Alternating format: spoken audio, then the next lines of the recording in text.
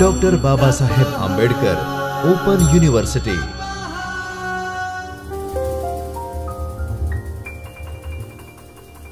Namaskar dear students, myself Zeel Sagar Shah, working as an assistant professor in School of Computer Science in Dr. Babasaheb Ambedkar Open University.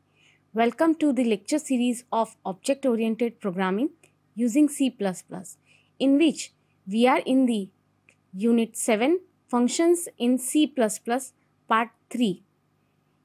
In last lecture, you have studied about categories of function, how function has to be declared, defined or called in our program.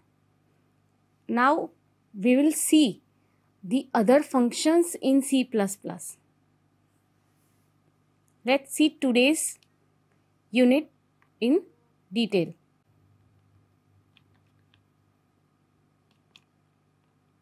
So our today's agenda is inline functions, function overloading, default arguments, macros or macro function. Let's see inline functions first. What is inline function? An inline function is a function that expanded in line when it is invoked. That is, the compiler replaces the function call with the corresponding function code.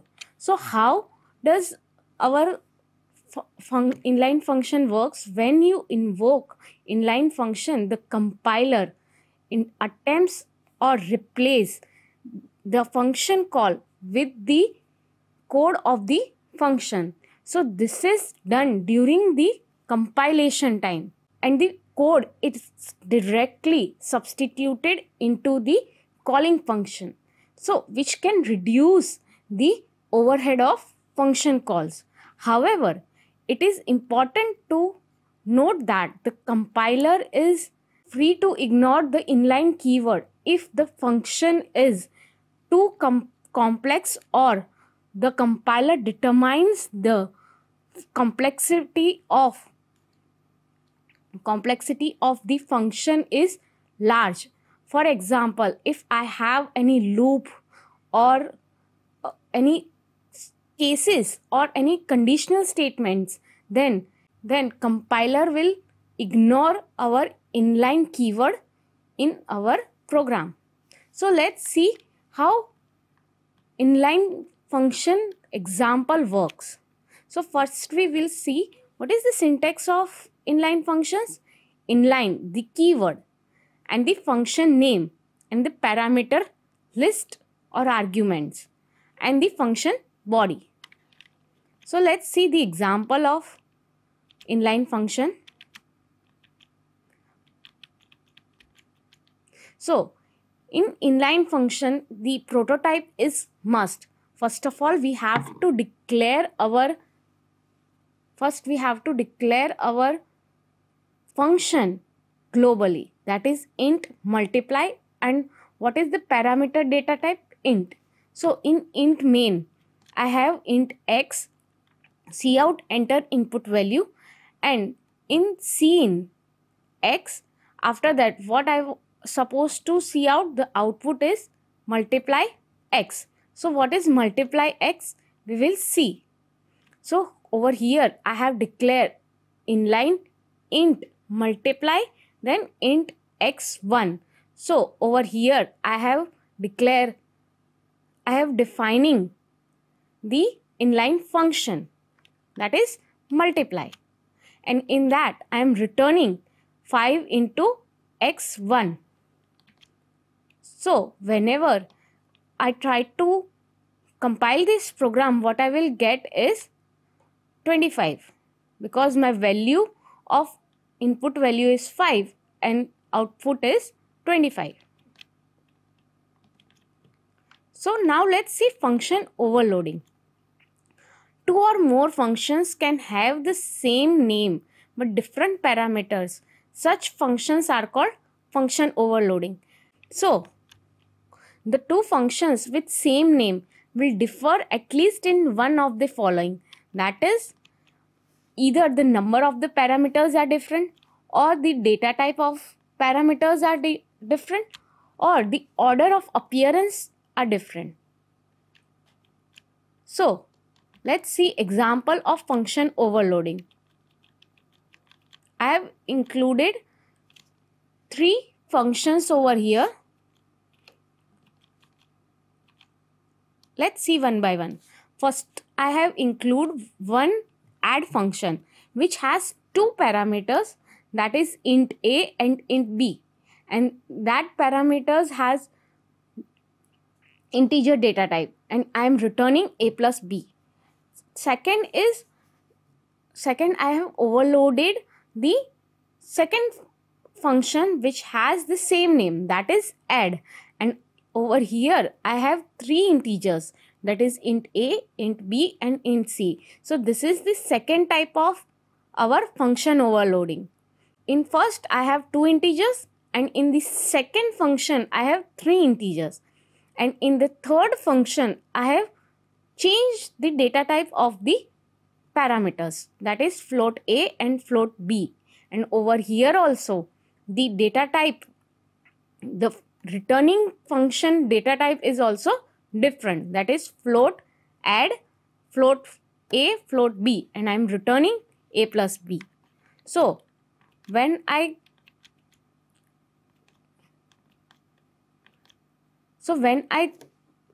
run this program, what I will get is 868. Why? In sum 1 I am calling the first function, that is add int a and int b, that is 5 and 3. In second line I am calling the second function, that is add int a, int b and int c, and in the third line I am calling the third function, that is add 3.5f and 4.5f. I hope you know why f is written, because the data type of that parameters are float data type, and I am storing all these functions in a same data type which is returning in that functions, that is float sum 3. Why float sum 3? Because I have taken the third function which has float add, that's why. So let's see default arguments. What is default arguments? Default values are specified when the function is declared. So compiler looks at the prototype to see how many arguments function uses. Default arguments are useful in situation where some arguments always have the same value.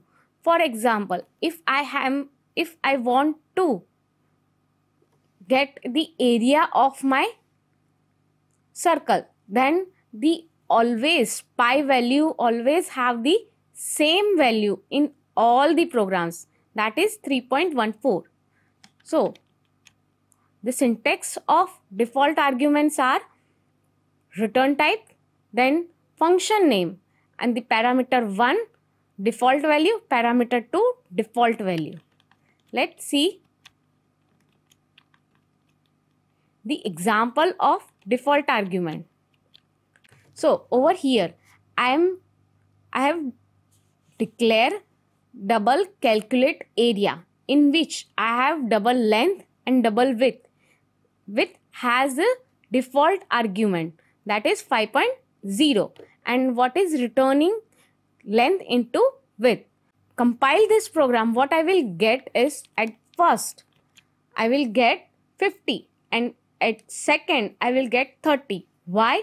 Because in double area 1 I am calculating area at 10 and it will take default value as 5, and in the second line calculate area 10 and 3. So I have provided that 10 is my length and 3 is my width. So if I forgot to, or if somehow I miss to declare the with value, then it will automatically take 5.0.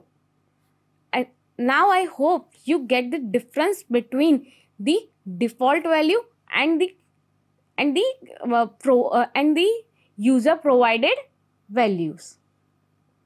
Now I hope you remember the concept of function overloading over here also, because calculate 10, first function and second function having 2 arguments.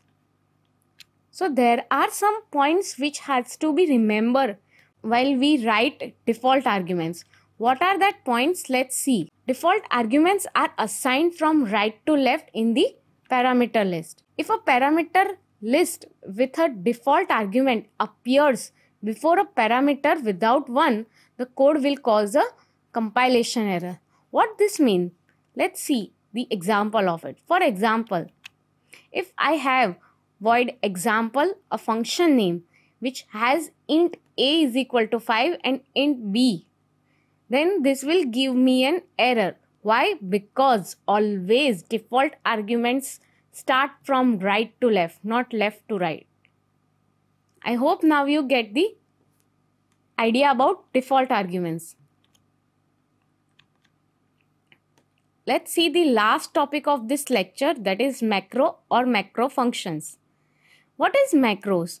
Macros are defined using the hash defined directive, and they can be either the simple constants or more complex macro functions that perform calculations or other operations.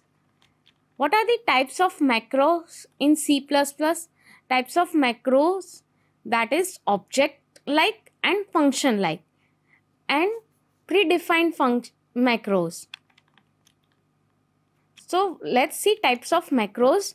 Object like macros. These are simple macros that are replaced with a value or a piece of code. For example, hash define pi 3.14, and this is globally done in our program. So we can use pi in various parts of our program. And function like macros. These macros take arguments and are replaced with an expression or code that involves those arguments. For example, hash define square x. So this is a function x in which I have x into x, that is square of the x. Let's see the example of both this.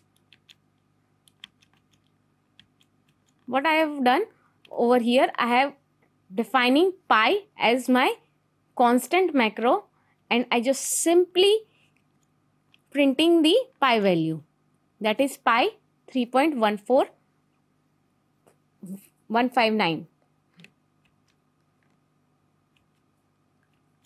Example of macro function. So what I'm doing over here is I have defined square function, that is square x, and what I am doing over here, x into x. So in int main I have declared one variable, that is int number is equal to 5, and what I want to do is I want to square of that number. So simply cout square then num. Num over here is replaced with num into num, that is square of 5 is 25.